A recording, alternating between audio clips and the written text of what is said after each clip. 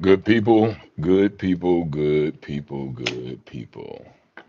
I am trying to go live here for you guys. Wait a few minutes, let some people come in so I can boom in officially. Um, and yeah, we can figure it out together officially. Got to boom that in. I am ready, ready, Freddy. Wait for a couple of people to boom in, like I said, and then we're gonna try to get down to business and see what the Lord says. I'm gonna be sharing some information tonight, and you can make sure you get your pens and pencil. I think that's Deaconess Ramona B. That's in there. Hey, and um, if you're on there, boom in right quick. Make sure you get a pencil and paper so you can take some notes. I'm not going to be long, but I'm going to be effective and quick and share some information. That is what I'm going to do. Share some info. All right. Make sure you get a pen and paper and let's get it in. All right. Um,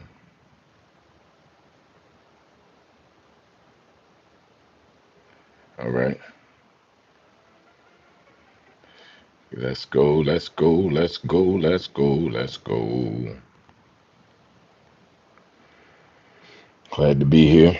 Pen and paper in hand. And let's say a couple of things and figure it out. All right. All right. All right. All right.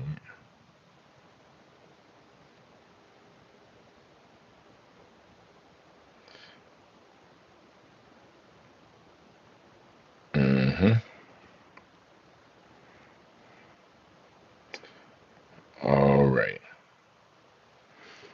So I'm learning some things and I want to be able to share some things. We're gonna boom in.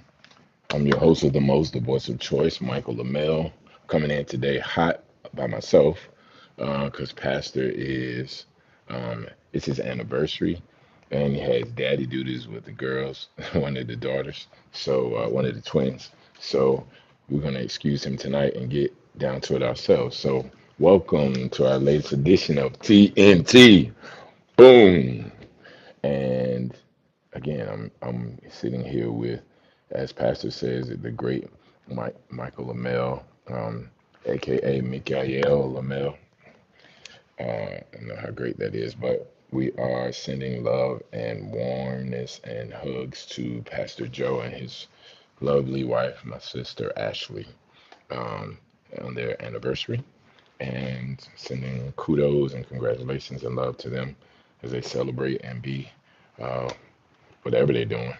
But he got daddy duty, so he ain't doing too much. And they got a whole gang of kids, so uh, they got to figure that out.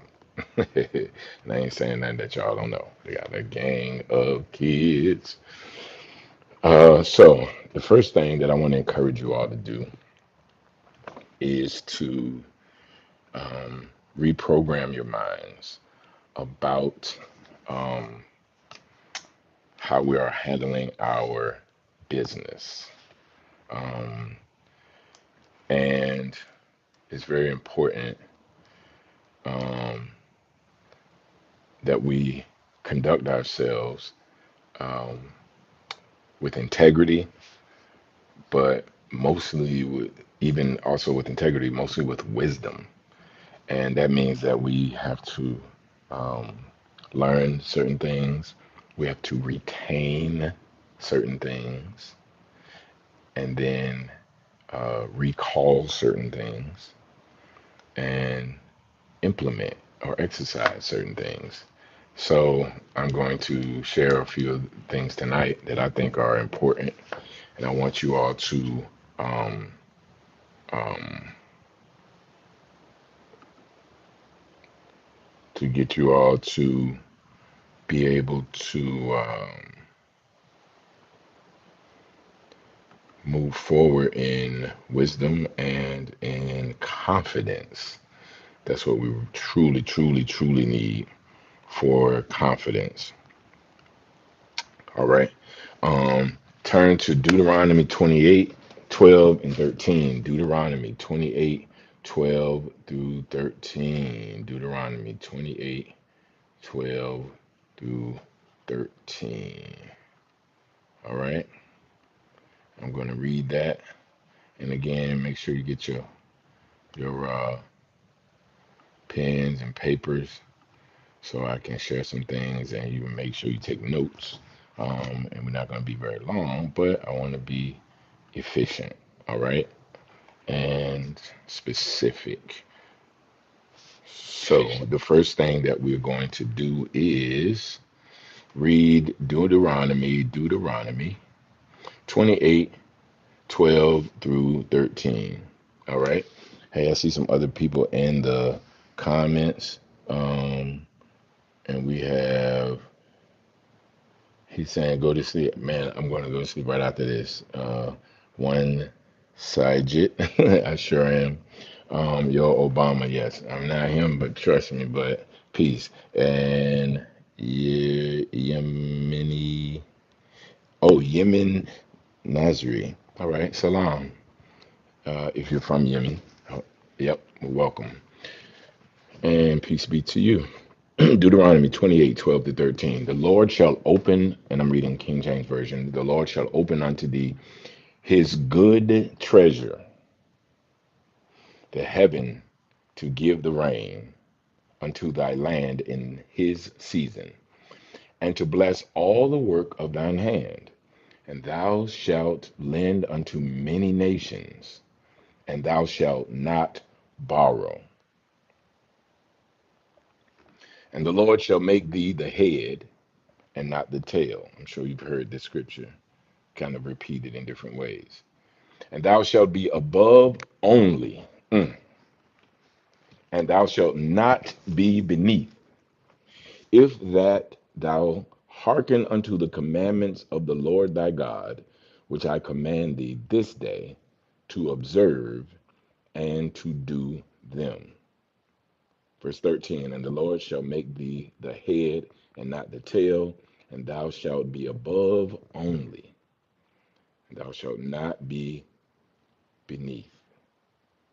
Thank you for this time, Father, for this word, and let us rightfully divide it and also share and impart your wisdom and grace and love in this moment.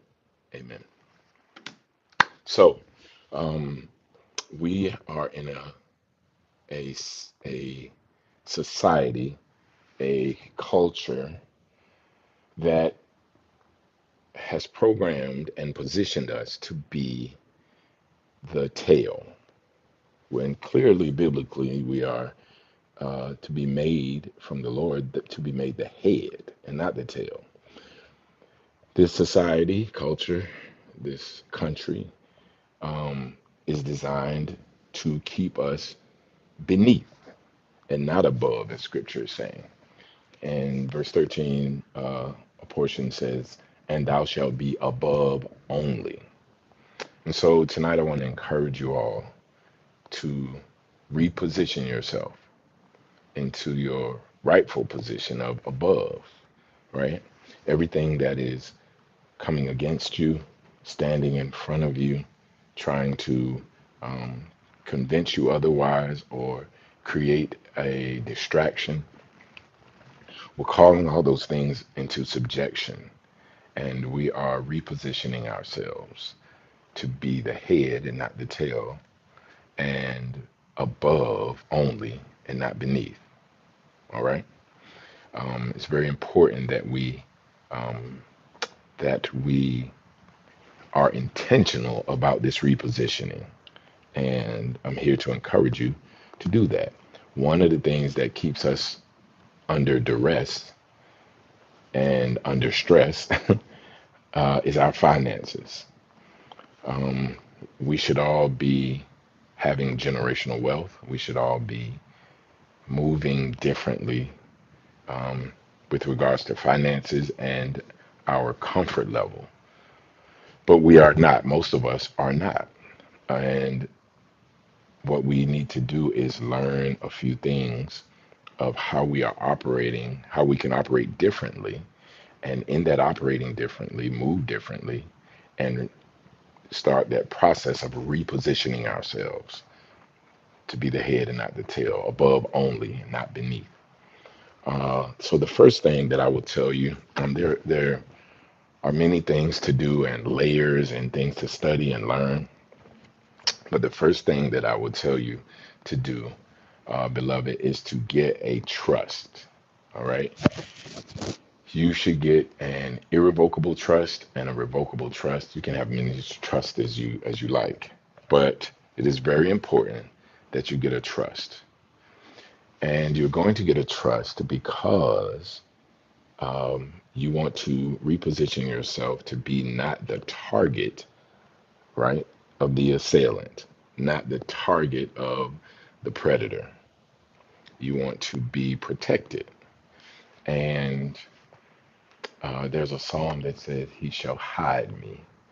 Uh, and another one says, "Under the shadow of the Almighty, and under His wings, He will hide me." Yes. So we are learning how to position ourselves better for that protection. What good is it to be given some knowledge or truth, particularly when asking for it and wanting it, saying, claiming to want it, and then do something else or to not follow through? It makes no sense. My granddad would always say that you can't make sense out of nonsense.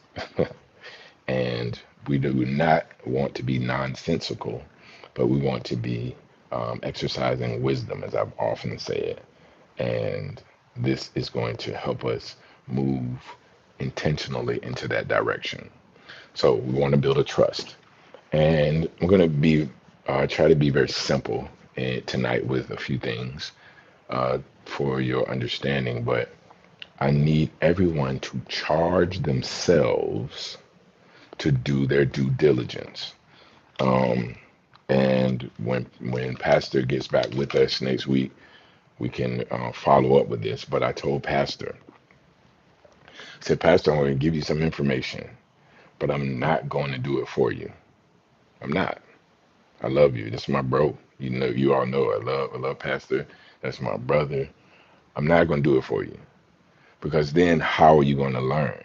I can help you navigate it, but I can give you all the tools, all the ingredients, right? If you want a pie, I'm going to give you the ingredients and then train you to do it. I can walk you through it, but I'm not going to do it for you. Pastor immediately got it. I didn't have to press the issue because he's a teacher, so he got it. And um, there are people online, a lot of scams, a lot of people taking advantage. But I've come in this journey to realize why people charge so much because of the time involved and the things that they have to learn and endure. And people want you to do it for them. No, thank you. I told Pastor, this was like over the summer, Brian, I'm not doing it. I said, now, if your mother and father wanted wanted me to help, I would consider doing some portions of it for them. But if you learn how to do it, you can do it. I'm not doing it for anyone. I told my brother, that my real blood brother, Howard Lamel, aka Moby, DJ Moby D. I'm not doing it, bro. I can give you the information. Told my son, I'm not doing it for you. So I'm saying this because we should all charge ourselves. If we don't like our position that we're currently in, change your position. And tonight I'm going to be giving some of those tools to change your position. And the very first one is make a trust. Build a trust. You want to protect yourself from the wiles of the enemy. All right. And making that trust will be one of the first steps. And you're going to build a trust, right? You can write this down. You're going to make a trust, a principal top trust. If you have a company, at LLC. If you don't have a company, make one, an LLC. Whatever your thing that you do, even the thing that you do at your job, you can be a contractor and tell them to hire your LLC, your company, and pay your company rather than pay you. The key is to own nothing and control everything. And so you want to uh, have an LLC, and you want to have the trust. You take your LLC, make another trust, a personal property trust. Put your company in the personal property trust. Put the personal property trust into the main big trust, or you can just have the big trust and put your LLC right in that, however you want. But you want to create layers to separate yourself from um, from any liability. Okay, you're going to take your car or your vehicles and make a personal property trust and retitle them into the trust. So now the trust owns it. You don't. So no one can take it from you. No one, and the trust handles the business of that, and you manage and control the trust. It's so good. All right. You want to take your life insurance, put it in the trust. That funds the trust. All right. Your bank account funds the trust. um, so yeah, and then this will begin the process of one of the processes, because there's like 4 or 5 different ways to discharge or remedy your so-called bills. When you get those bills in the mail, you have tons of them. This is one of the processes that you can start to remedy that, because the trust can handle all of that. We have the stamp method. I bought some stamps. I've been practicing, try to do that, and then you can do a 1099-C, 1099-A, different methods. But the first main one um, is the trust, because this trust can speak on your behalf, right? And it talks to the business, and you don't. You just pull the strings. Pull the strings. You manage the trust. Own nothing, control everything. I was having a family meeting with my parents, um, and my dad just called everybody together, and he wanted to say that he said that everyone um, they wanted to know about this trust stuff, all the stuff I was talking about, and just kind of walking around. See, Deaconess Karen Scott just boomed in as well, and so we were sitting talking, and I said, well, we should put the house in a trust. It's y'all's house, but put it in a trust. And my mom is saying, well, I own the house. They paid for it 25, 30 years ago. They paid early, a 30-year kind of mortgage. They paid for it early, got the paper, everything. She's confident, saying it with her chest. And I said, well, you don't own it. She said, oh, dude, we got the paperwork, blah, blah, blah. I said, well, stop paying taxes on it and then see what happens. If you own it, why do you still pay taxes on it? So she says, uh, well, I have to do that. And I said, well, you don't own it. So everyone was quiet. And I said, do this. Go up and get the deed and let's read it together. She goes and gets the deed. And this was an impromptu family meeting, because I was just happened to be there, and my sister came over, right? So they called my brother. Impromptu. But it turned into something. She goes and gets the deed, and then we begin to read. I'm saying on the deed it says that you're a tenant of a house you paid for. You paid a lot of money, but on the deed it still regards you as a tenant. So if you take that title, the deed, and put it in the trust, then the trust is responsible for the quote unquote bill and the taxes. If you're managing the trust, are you going to charge yourself? No, right? Um, so yeah, make a trust. That's all I'm going to say about that. You have to do your due diligence and go and study some of these things. Like I said, I'm not doing it for you. I'm giving you the sauce, though. I'm giving you the sauce. All right. And um, I will say this is not legal advice. This is for entertainment purposes only. That way they won't, you know, shut it down. All right. I'm going to read you a couple of things that I got from one of the last um, classes that I was taking um, about changing status, changing your um, jurisdiction, if you will, because you want to do that as well. You want to get authenticated copies of your birth certificate, 3 to 5 copies, because you want to send them out. You want to send them out to the state level. You want to send them out at the federal level. You want to do some in the city. You want to keep one, some for yourself in case you need to do some other things. So you want to get copies of your birth certificate, right? The long form, all right. You can get a Colby, same thing, certificate of live birth, COLB. You can get that, and and uh,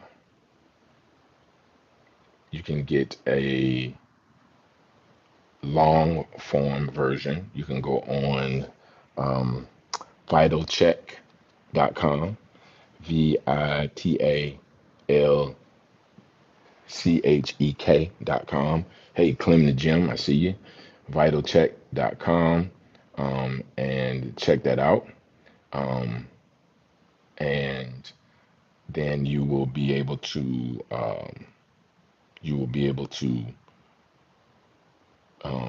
get those. You can order them, and then once you get them, I'll give you some of the more of the sauce. But you want to get them authenticated. That's the big thing. And you can do that online. You can just type in authenticate birth certificate, send them off. One of the issues is that there's so much information, and that can discourage people. And then there's fees associated, but there are already fees associated with everything.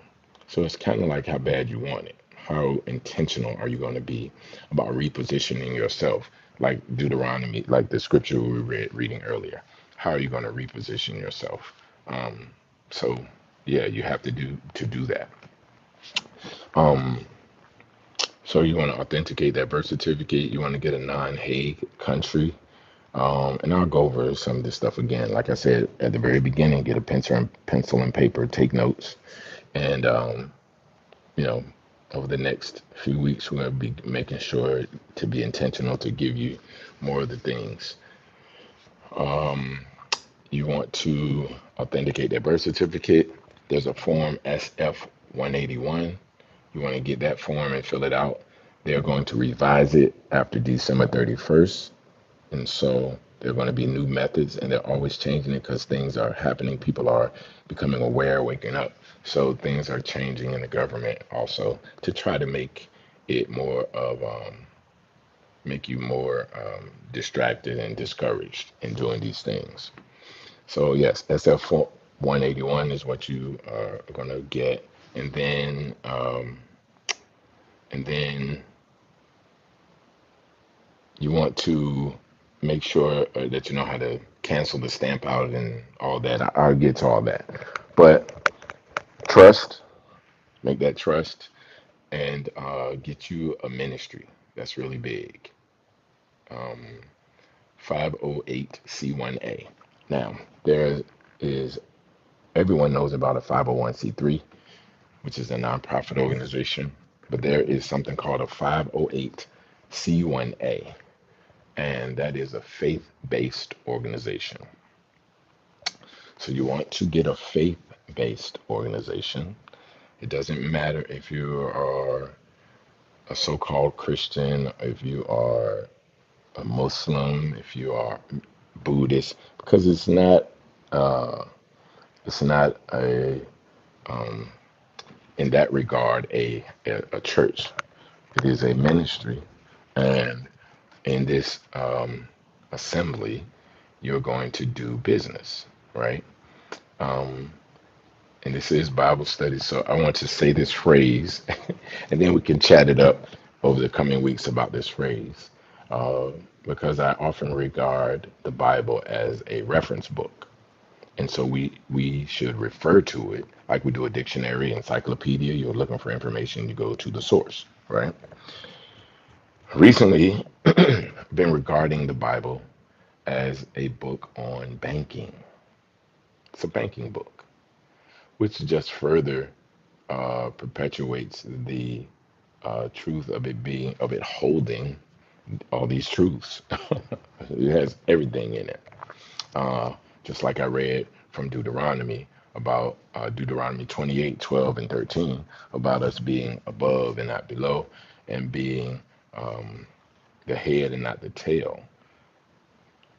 That's where our position is. And so, prayerfully, we're going to have this information and move to reposition ourselves, like I said earlier.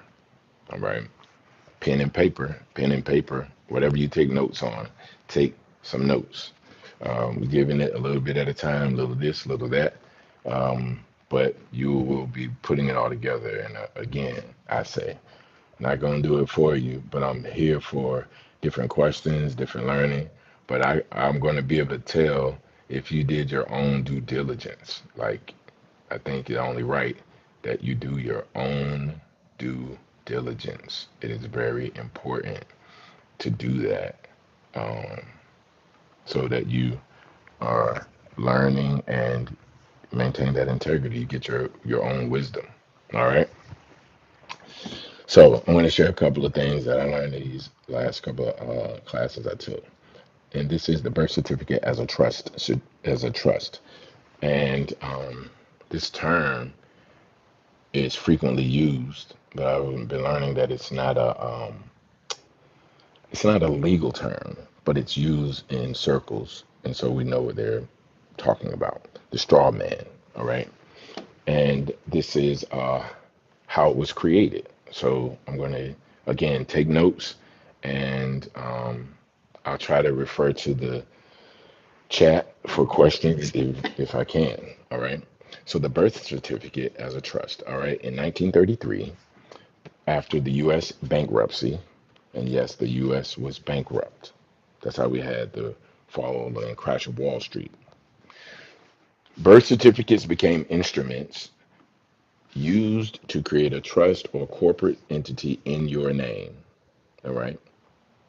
So they created it, this fictitious entity with your name on it. And that is what we're calling the straw man. All right. Um, like the Wizard of Oz. That film is so important because it's a film on banking in our society. And these powers that be have to show you things. It's called karmic retribution. So they have to show you so they feel they don't have any karma coming back to them because they told you. It's just like looking at a medical video for a new drug, and then the parts at the bottom says, you're taking it for your eyes, but your nose will bleed, and it may cause rectal, it may cause dysentery, it may cause this possible uh, death. What? I just wanted to make my hair get curly or something. So they tell you, so they are what they're thinking exonerated from any backlash or liability. So this straw man is created, and that is you or the entity that represents you. The name that's in all capital letters, that's on your credit card, that's on your birth certificate, that all caps. It's on your social security card. It represents a separate legal fiction used by the state to engage in commercial transactions and debt management. All right? The all caps letter. The straw man is listed as a debtor and collateral. All right? That straw man is collateral against national debt through securities that are traded via your CUSIP number. And you want to look that up. CUSIP, CUSIP number. I'm not going to go into what that is, a 9-digit number. You want to look that up. CUSIP number. All right. Your birth certificate is issued as a bond. It is monetized through the Treasury and administered under international commerce law. That's your birth certificate. Don't be mad. It's just the truth. All right. And if you do get mad, it's okay. You need to take that energy and do some things. See, all right. Unless you correct your status, the courts, banks, and the government, they all presume that you are acting as this corporate entity, not as the living man and woman that God created you. So you must correct your status. You should. You don't have to. You should correct your status. What was the first thing I said? Get a trust, right? But parallel to that, you want to get those birth certificates so you can get them authenticated. This is so that you can start the process of changing your status and take control of that straw man that they created, and then you can have charge of it. Own nothing, control everything. So then you can do business as that straw man and not have any liability and do it in other countries and other jurisdictions. All right. But outside of it, like the Wizard of Oz, the man behind the curtain pulling the strings, that's you. It can be. It should be. All right. You didn't create this fake entity, but they did. And then you've been getting taxed and oppressed for it. So now we're going to take back that power and live like Deuteronomy was saying for that scripture, Deuteronomy 28. All right. That's what we're going to do. And unless, again, I'm saying it again, unless you correct your status, the courts, the banks, the government, all of them, they presume that you're acting as this corporate entity. So it's you, and you're not the living man or woman that Yah created you to be. All right. So that's the why. That's part of the why you should do it. Um, you don't have to believe it. I always tell people, don't believe anything I say. Go and prove what you think you know, and then measure that against the truth that I'm giving you. Right? That's how you do it, sophisticated, and that's using wisdom. And then tell you to believe me or take my word for it, which means you would have to go and do your own research and due diligence, which is why I said take some notes. All right, the social security number that you have, right? The SSN, we all have those and know what they are. It ties your straw man to the corporate U.S. system. I'm probably gonna make this video private since there are people kind of watching and everything. Um, and I've been compiling this information. A lot of this information I got from my boy Kamos with Space Vibes University. Shout out.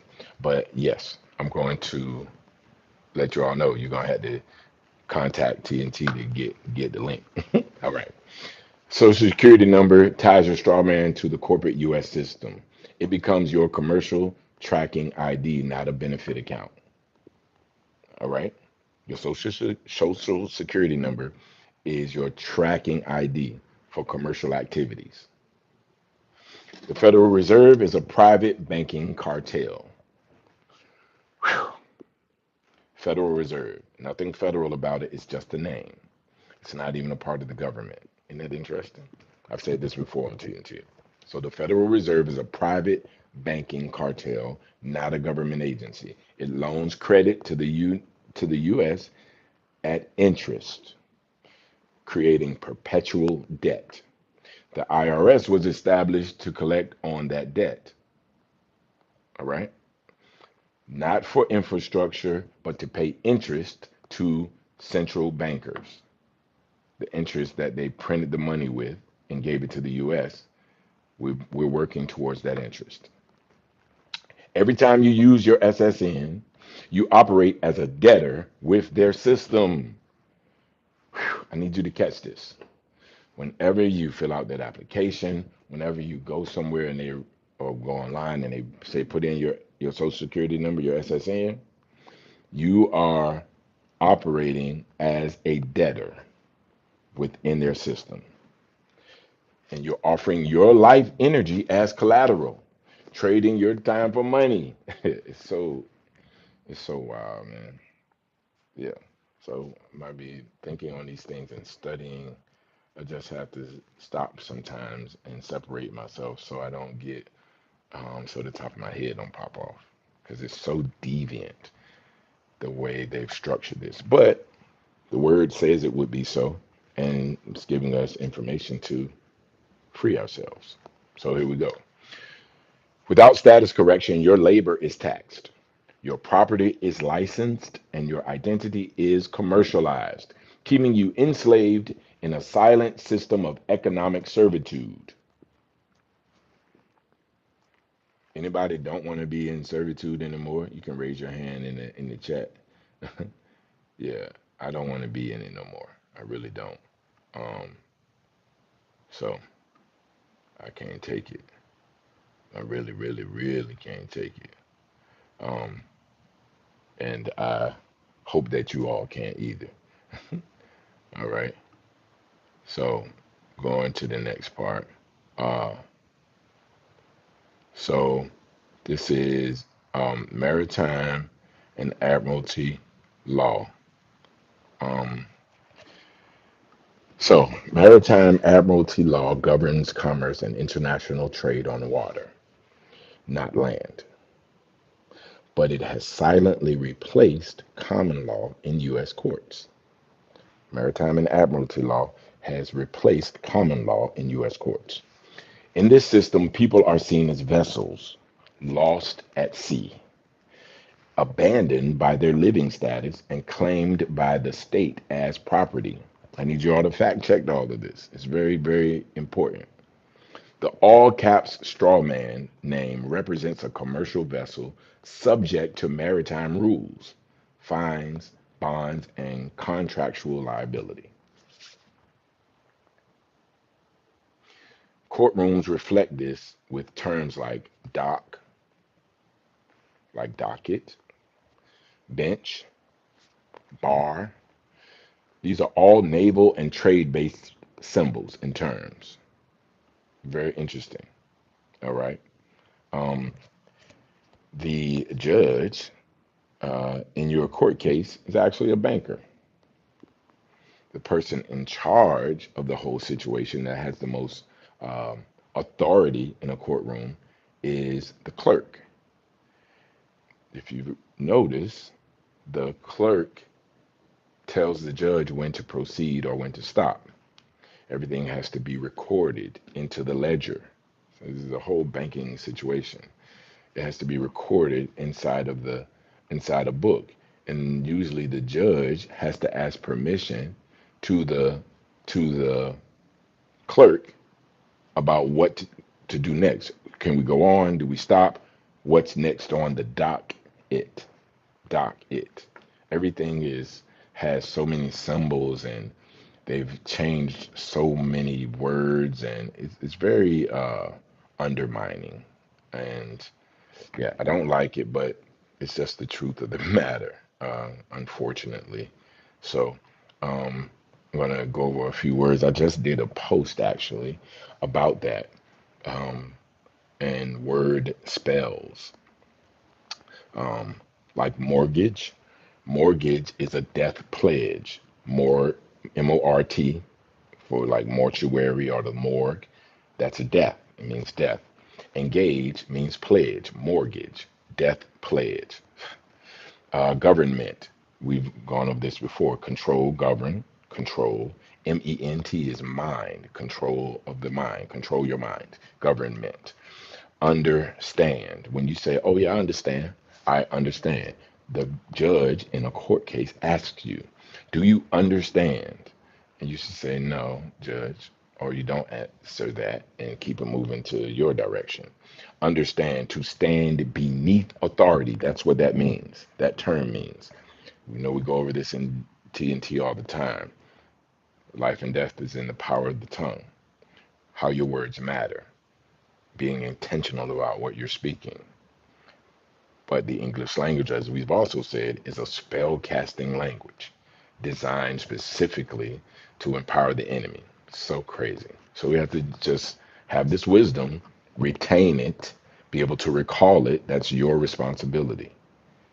Recall it, have that discernment to see it, and then address it accordingly. Yes, we started having a conversation early today about seeing the enemy afar off. It was beautifully put, and to see it and then address it accordingly, and being wise enough and able to do that. That's so encouraging. It was powerful, so encouraging. Department. When you hear this word, department, depart means separation, right?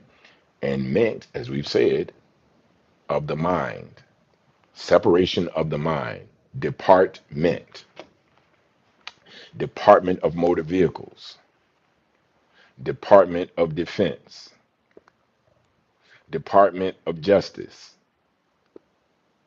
Separation of the mind. The department. So we're going to do the thinking for you. You're not able to. So we're going to treat you like a minor and do it for you.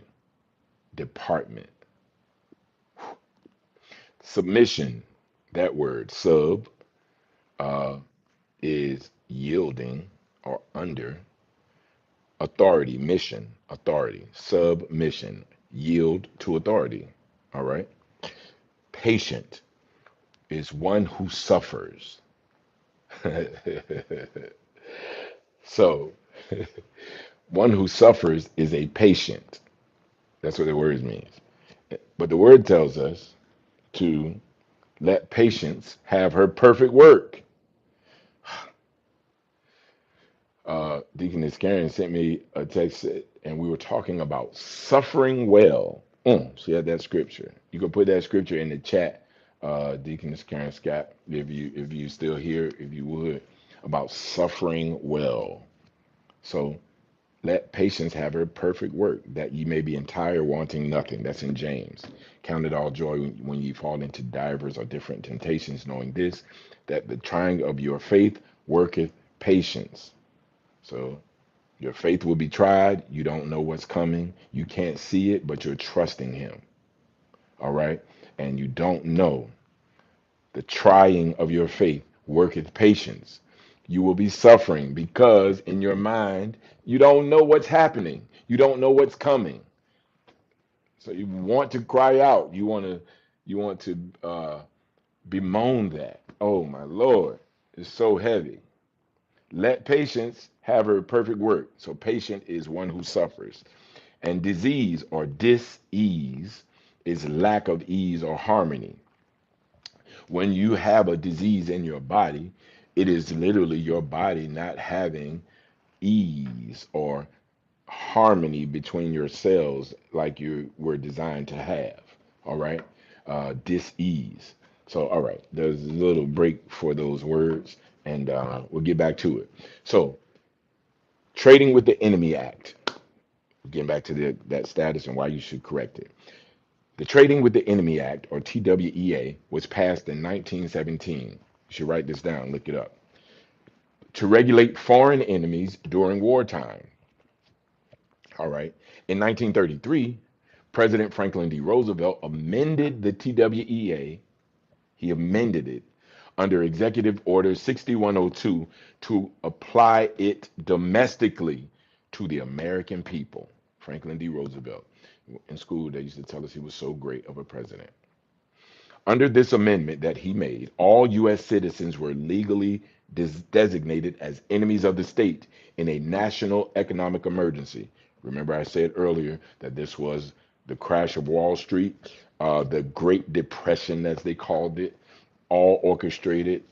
Warburg, Vanderbilt, uh, Rockefeller, all these family names. They were who uh, they profited from this, and they orchestrated all of it. The world wars. Don't believe me? Look it up, and don't believe everything you hear. Do your own research. This granted the president total power over commercial transactions and property under emergency war powers. So the president is having complete power and control, and they did it uh, under emergency. They called it a national economic emergency. So then he's able to do whatever he likes um, to us because it was a national emergency. Very interesting, right? Um, and yeah, I just think it was kind of crazy. Um, so, trying to get this next little piece.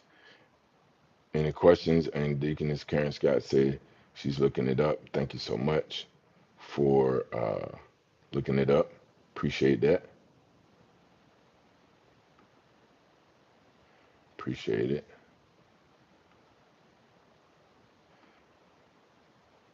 Yep. I'm going to go to the next one. Please feel free to write any comments that you have in the chat as well. Um, and so I can be able to make sure that I'm addressing it if I can. I'm trying to work all the duties tonight. All right, the result of this president doing this, President Roosevelt doing that, the result was citizens became belligerents in commerce, right? Not really, but this was the trick. And their rights were suspended and replaced with privileges regulated by licenses, fees, and fines.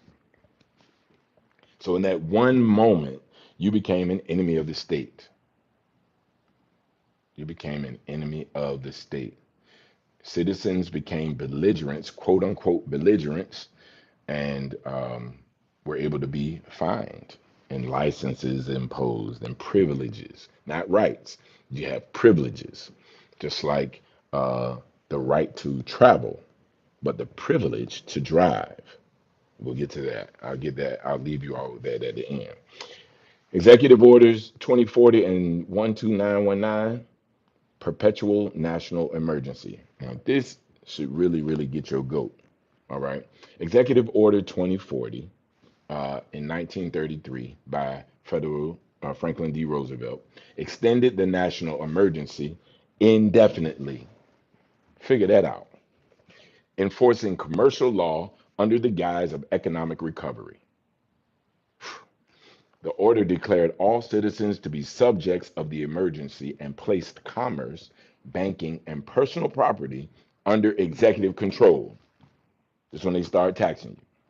Executive Order 12919, 1944, was when it was done, by Bill Clinton, consolidated federal emergency powers, allowing the president to seize industry, transportation, food, and labor during any emergency. Any emergency. Let me say that again. Executive Order 12919, which was signed in 1994 by one of your favorite presidents, Bill Clinton. They always say, oh, he the best. He the first black president. All this quote unquote cool stuff. He could play the sax.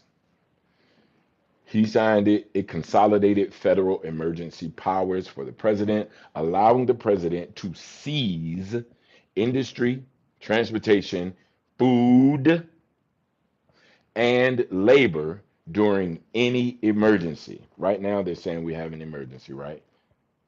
The government was shut down. That's emergency. They don't have any SNAPs anymore, any EBT and welfare. It's emergency. The dollar is losing value. That's an emergency.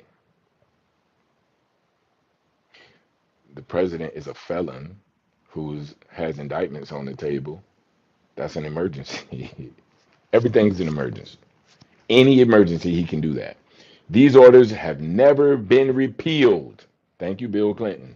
Every U.S. president, every single one since, has renewed the National Emergency Declaration. Every single president. All of your favorites, and some you didn't like so much, they all did the same thing on the same page and renewed the National Emergency Declaration. Go and figure that out. That they really did that? They sure did. They renewed it. They renewed it. The result, the American people live in a continuous state of emergency, governed by executive commercial rule instead of constitutional common law. All right. We should all be living under common law. Um, Man, the time is far spent too. I'm gonna keep going. It's really interesting because we have to. Uh, we usually go to 8 o'clock, but I'm gonna keep on going for a bit. But I'm having internet issues, so I want y'all to just kind of pray for that. It goes in and out. But yeah, just gonna give you the sauce for a bit longer, okay? Because I want you to have the foundational, the fundamental things. National versus U.S. citizen. All right. What's the difference? Being a national or a U.S. citizen. I just saw Deaconess Karen Scott. She put it in the text, Malachi 3 on suffering well. Get that in your spirit. Make a note of it. I told you all at the beginning to get your notes, get a pen and paper, pencil and paper, whatever you write with, a marker. I don't matter, chalk, anything, dry erase marker. But write something down, write it, make it plain, right? And then go back and refer to it. Write it and then reference it. Write it, excuse me, and then reference it. All right. National versus a U.S. citizen. The legal and the spiritual distinction. Don't forget to be writing down, okay? A national is a living man or woman born on the land, standing under God's law and the original Constitution. Keep asking, why are you doing that? Why are you trying to change the status? What is the whole point? I don't get it. But this is why. A national, okay?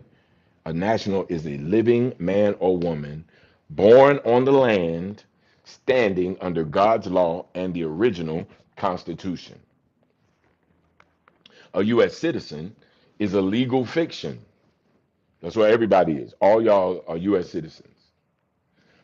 A corporate entity created by the government, subject to statutes and administrative policies. All right. Laws are one thing, and then codes and statutes are created supposedly to support the law, but these are the binding things in this commercial space that we live in. So we need to learn how to operate in the commercial space that they've created. Learn how to do it correctly. As the Bible says, be in the world, not of the world. Dig it. All right? So learn it. That's why I can't do it for you. You have to do it for yourself, but I'm giving you the sauce to help you walk through it. All right?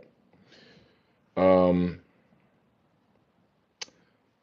the national retains unalienable rights, divine inheritance, and autonomy. The U.S. citizen has government granted privileges, licenses, and obligations. The national operates in private, while the U.S. citizen is a public debtor. Status correction is the lawful remedy to shift your standing from debtor to creditor, fiction to fact, slave to sovereign. All right? You are not lost at sea, like this Admiralty Maritime Law I was telling you about that they have us under. You are the living heir. We are heirs and joint heirs with Christ. Reclaim your estate and exit this Babylon system. You, ma'am, you, sir, must obligate yourself to do it. You don't have to, but you should. You do not have to, but you should. Shall I go on? Maybe a couple of more slides, and then I'll get off. I will not hold you too long. All right. But I want to give you some foundational things so to set you on your journey. There are three jurisdictions. I don't know if you knew that. I'm just going to be speaking just like you didn't know it. Three jurisdictions: land, air, and water. All right. Three jurisdictions: land, air, and water. Um, Land is common law. All right. This is the law of the people of the land. It governs property, contracts, and unalienable rights. You, as a man or woman, have standing under this jurisdiction. All right. It governs that. Remember what we say about govern? It means control. Common law. Air, that's another jurisdiction, which is trust law. This governs equity, estates, wills, and trusts. It's the highest jurisdiction. Just like here, we have land, we have air up here. Land, air. And usually water is down under the land, right? Symbolism. Air or trust law, the air jurisdiction, trust law, is the highest jurisdiction where all public and private trusts exist. If you don't claim your role as an executor of it, the court will assign one for you because they think you can't do it yourself. All the government considers us all to be minors. So they're operating for us. We have to reclaim our status, change it, or correct it, not change it, correct it, and then assume our position as of age. All right, we are of age to make our own decisions. All right, and the last jurisdiction is the water jurisdiction, which they have us in right now, the lowest one, which is Admiralty Maritime Law, and this is commercial law. It governs corporations, contracts, and shipping. That's why you have to have a marriage contract. That's why you have to ask permission to get a divorce. That's why you have to have a license to drive when traveling is a common law right that you have to go from one place to the other place, point A to point B. All right. That is your right. To drive is a privilege. And it was under false pretense presented to us, but they said everybody's doing it, and we were going to create um, these statutes and codes, not law, because you have the right to travel. Uh, and under these codes, you will commit an infraction if you go against what these codes stand for. That's where the trick is. But it wasn't full disclosure that you didn't need a license. They pressed it. They told you in school. You took driver's ed. We're going to get you driving, and you got to go down and sign a contract and put your name on it and your social security number and put yourself under the jurisdiction of this corrupt uh, society, this corrupt um, element, the city, the county, all of it. This has been contrived, and we are in it, unfortunately, by our own doing, but under false pretense. We haven't been had full disclosure. All right. So we've acquiesced. We have what is called in legal terms and lawful terms conditional acceptance because we just accepted what was given to us. But now I'm giving you the information on how to change it. So you have to do something. All right. You should do something. Most um, the water jurisdiction governs corporations, contracts, and shipping, and courts use this by default. They by default use that unless you challenge jurisdiction. All right. Most courts are administrative tribunals functioning under maritime jurisdiction. If you do not object, you are presumed to consent. All right. Ignorance of the law is no excuse, and possession is 9/10 of the law. Right. So I'm giving you this wisdom. You possess it now, and you should exercise it accordingly. You should always object. There's only like a couple of true, real courts the way the Constitution really designed them, and they are in Delaware. That's why a lot of businesses have uh, their licenses in Delaware, and because of they operate not just under commercial law but under common law. to protect that. That's a whole nother thing. All right. Um, the entire book of Job is what Sister Karen was saying. I'm not sure what part she was talking about, but yes, the entire book of Job. All right. Uh, our time is running short. I'm going to continue just a little bit more. I was trying to get to a point. Oh yeah, suffering well, suffering well. Job, he did that, didn't he? We can't ask for a better example uh, than Job. Lord have mercy, Job. All right. Um, so the different courts. I can come back to that. I'm trying to just see what part I can give you all to be um to be trying to just give certain bullet points, so to speak. So when you are in court for general appearance, right? It means you step into court as a defendant, accepting all jurisdiction and liability. That's a general appearance. And this waives your right to challenge jurisdiction and binds you to the rules of the administrative court. If you go there on special appearance, that means you're there to challenge jurisdiction only. I'm only here to challenge jurisdiction. They cannot put the cuffs on, put the bracelets on you. They can't do anything outside of uh, what your intentions are because you're here by special appearance. Not to consent to any authority. I don't consent to any authority in this room. I'm here to challenge the jurisdiction.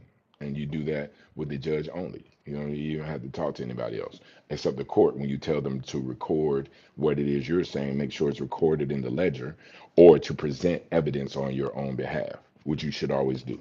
All right. Say clearly, this is what you should say. I appear by special appearance only to challenge jurisdiction and rebut all presumption. Because if you don't say anything, they're presuming that you're acquiescing, that you're accepting everything that they're giving you. This preserves your rights and opens the door to file affidavits, trust claims, or status correction without entering into their contract. That's the whole sauce right there. You don't want to be entering into their contracts.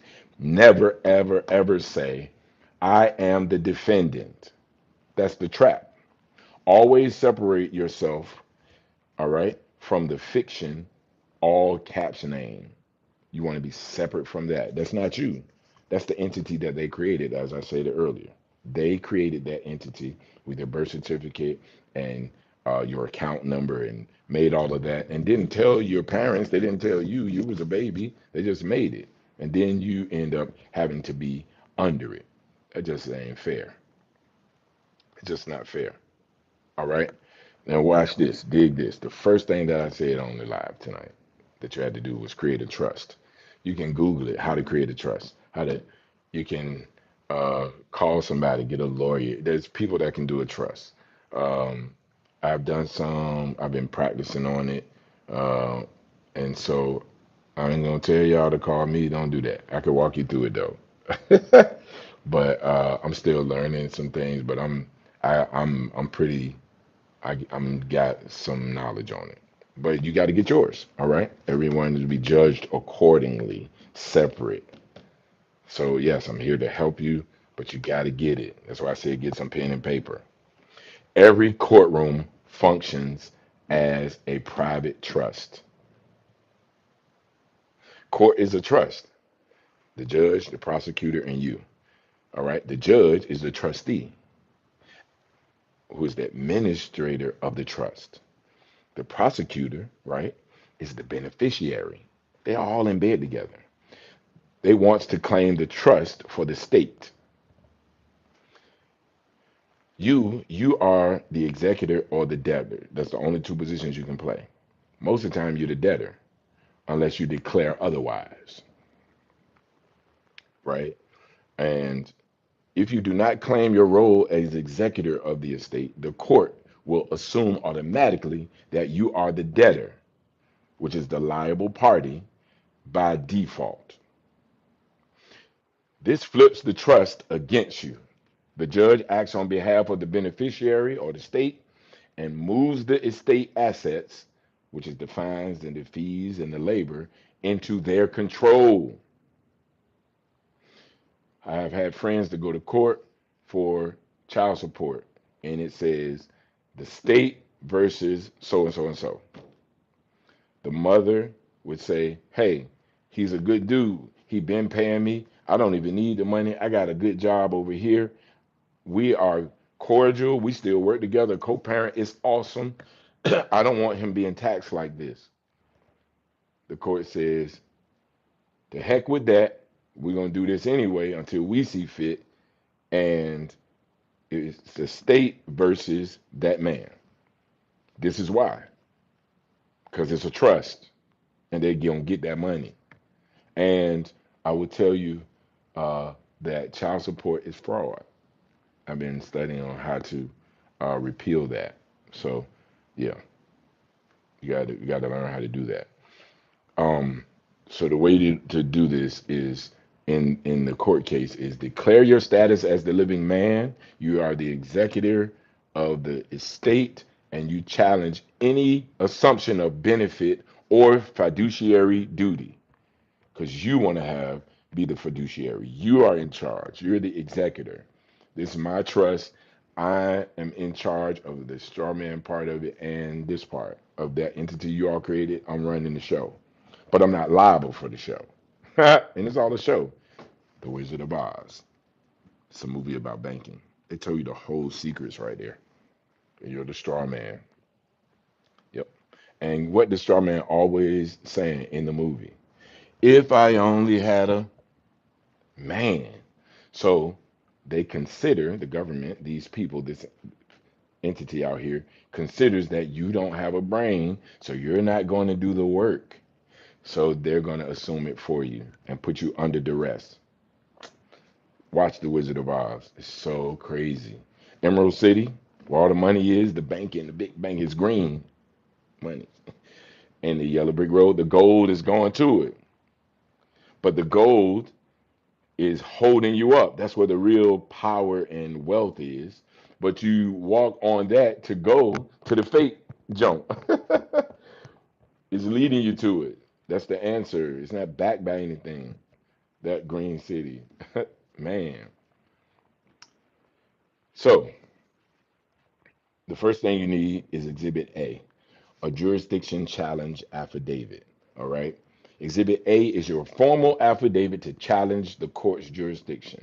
It states that you do not consent to statutory or territorial jurisdiction and that you are appearing only as the living man or woman under common law by special appearance. The affidavit rebuts any legal presumptions that you are a U.S. citizen, corporate fiction, fiction or debtor.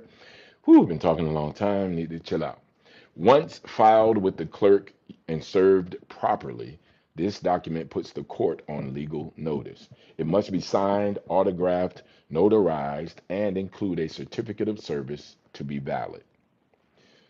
If not rebutted within the timeline, okay, if it's not, it becomes law and truth in commerce. Isn't that interesting? It becomes law and truth in commerce. So you want to try to get that done. That's very important. Very. And it blocks the court from claiming jurisdiction.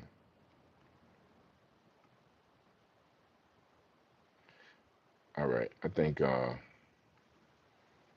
that's probably be enough. I'll say one more. All right.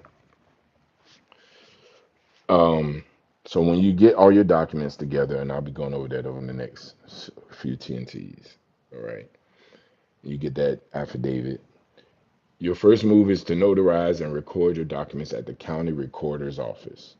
This is the step that I'm at now, right? And I needed the funds to be able to do that. That's a whole nother story. The interesting thing is that you can record so many documents, however many you want, but it will be one fee. But if you take one document, it's still going to be the same fee. So I'm encouraging you to get, as many as you can done, have all of them, and go and pay the one fee as opposed to fee, right? And I have all of my affidavits done. Um, and one of the things for me is moving in confidence to say, I got this. And did it so many times, started over, did it again. So, yeah, I have a binder that I carry in the when I'm traveling in the vehicle with me, so that I can always be prepared. I have scripts to say to officers and policy enforcers when if they were to accost me. Um, I got a fee schedule. I'm still crafting that, but I got a fee schedule. So yeah, so if they can't detain me past a certain amount of time, or it's going to cost. They put me in the bracelets on me, it's going to cost. If you arrest me, it's going to cost. If you tow my car, it's going to cost. So yeah, I'm working on it, and I'm just encouraging you all to do the same. Um, when you record at the county recorder's office, not with the Secretary of State or the Attorney General, the county recorder's office, the court clerk in your county, the county clerk. This recording does three critical things. It establishes your standing as the trust executor. It declares your status as a private living being, and publicly records your irrevocable trust into land jurisdiction. That's what that does, the affidavit of status. And you'll hold all the papers. Once recorded, you have a lawful administrative record that becomes public notice. You're serving them notice. This step is required before sending notices to state or federal agencies. You got to do it at home first. Then you can send it out. Go up the food chain. It's your foundation. Do it at home. County clerk. All right. Always get a certified copy stamped by the clerk for your records. This proves the entire thing, proves that it was done and done properly, and you want to index them. That is a term that you definitely want to use. You want to get your things recorded and you want to index them. You want to tell the clerk that I need these documents indexed. And always get a certified copy and let them stamp your copy too. Stamp it. They got a bunch of ink. I need y'all to put that stamp right on this so I can have my chest out and talk about how this really go. All right? So that's how you do that. Make sure you get it done. All right? Um, yeah, I guess that's the um after you record in the county, you want to go to state and federal level. Once your documents are recorded, you can now notify all the agencies and departments that attempt to act upon your estate. You want to send your notarized documents and the UCC one if that's what you use. That's a whole nother conversation. Maybe we'll do a TNT just about UCC one. You want to send it to the Secretary of State for a state interest claim with the UCC one. You want to send it to the sheriff's office to assert private status and remove custody presumption because I'm private. Get up off me. You want to send it to the Social Security Administration with administrative correction of status so they can put it in their records and do it administratively. You want to send it to that Internal Revenue Service, which is the executor and fiduciary notification. So you are taking back charge as the fiduciary of your own entity. All right. And I told you all before, the Internal Revenue Service and the IRS are two different companies, two different entities. Look that up, blow your mind. Two different um, addresses, two different business logos. Internal Revenue Service and the IRS, different. You want to send it to the U.S. Department of State, which is our international administrative record, and any department who is claiming any authority over your estate. You want to send it to them. This is not asking for permission. It's lawful presentment of fact. I don't care what y'all think about it. That's what you're telling them. This is how it's gonna go. And we're taking back the authority that we are given by the Most High, that we're supposed to be operating in. All right. And so we have to do it. You should do it. All right. Yeah. That's all I'll get for tonight. But let me talk about that driving and right quick. So, um, man, there's so much to go over. And I have so many notes and steps and got it mapped all out. Um, for your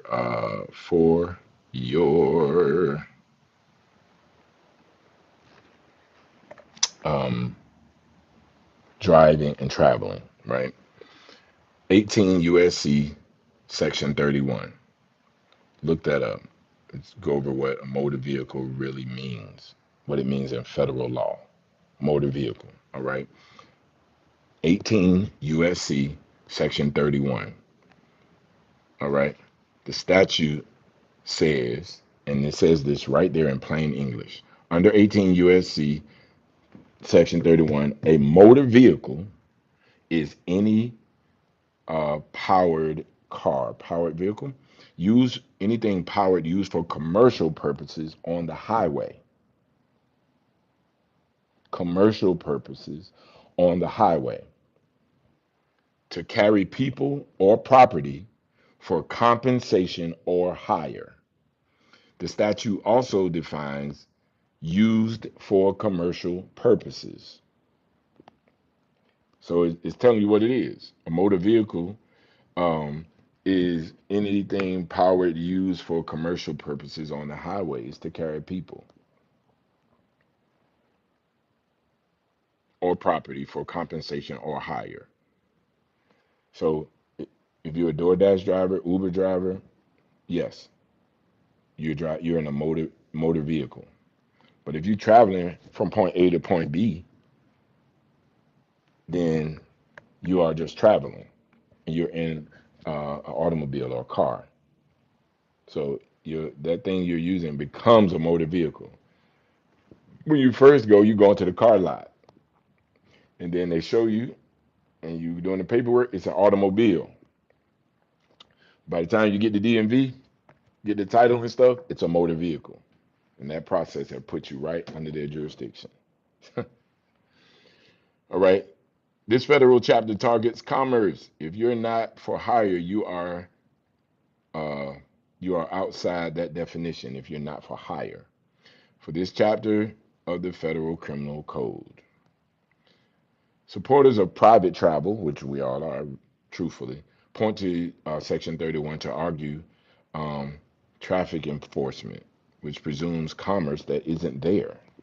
So not under that jurisdiction. Speed signs, stop lights. Now you should adhere to certain things because it makes you safe. But we're talking about lawful. All right. Know these words used for commercial purposes because that's in the statute, that's in the code itself. And for fair, fee, or consideration, fair, FARE, fair, for fee or for consideration.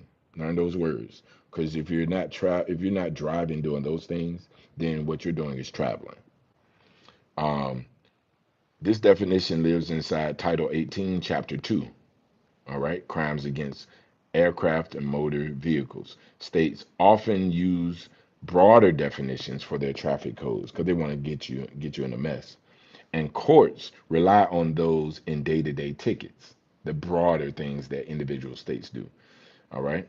So you just want to put you up on some game. Um, yeah, that's it.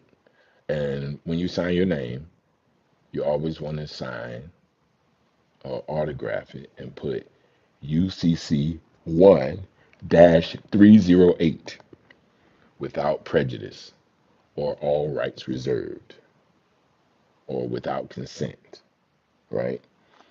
Everything that requires a signature from you, consider it. We're going to err on the side of caution. Consider it that it will be securitized or traded on or monetized outside of you, and you won't have control over it unless you sign your paperwork just like that. I went to get something to eat and using my Cash App card, and they gave me the little paperback, and I signed it UCC 1-308 without prejudice because you can use this. signature, that's where the real money is. Like when you go get a car and you sign for it, it's already a used car, even before you get the keys, because you signed for it. And that signing, they're going to take that paperwork and go and monetize it, securitize it, and trade on it because it has your signature on it. Because you are that all caps, right now, you are that all caps entity that they created, that straw man. And um, they got it in a chokehold. So we got to change that. All right. Reposition yourself. And we are standing strongly on um, these principles and on the biblical text, Deuteronomy 28:12 through 13. Um, that's what we're standing on, among other scriptures. And so you do it, ma'am, sir. All right. You guys are awesome. Um, I am going to make um, this a unlisted video, and so then you gotta tap in to get it. You got to be following the thing. It's not public. You got to be actually following. All right, and I'll make it for you. Um, or it might needs to be by invite.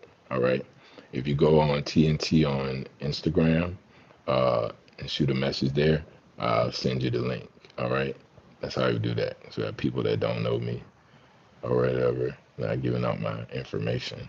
Go to TNT sessions at Instagram, and I will share this and some other things with you guys. All right, till we make another private thing where you all can come in.